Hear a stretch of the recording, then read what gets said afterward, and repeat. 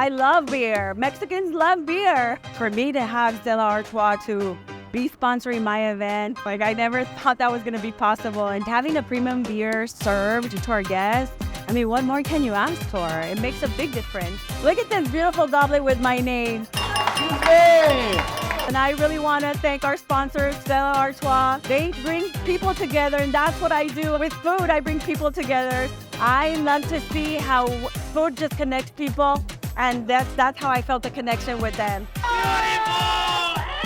In my opinion, 𝗙𝗢𝗥𝗏 works perfectly with aguachile. Once you have that heat of the spice of the serrano, you just wash it off with beer, and it's the perfect combination.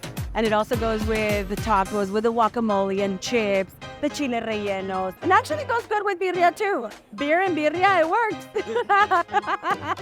Yeah, feel good beer.